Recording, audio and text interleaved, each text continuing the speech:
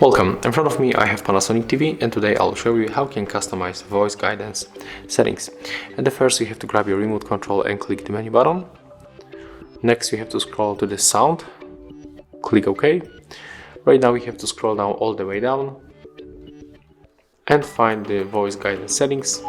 Voice guidance settings. There are 6 items available. Right now we can of course activate it.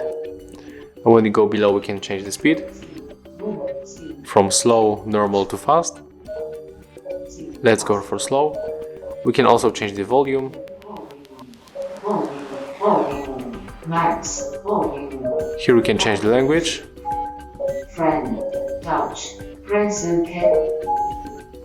User level, lengthy, mid. But as you can hear, it only changed the accent of this feature. Here we got the user level. Web browser. And we can also activate the voice guidance for a browser. So that's it. If you find this video helpful, remember to leave a like, comment and subscribe to our channel.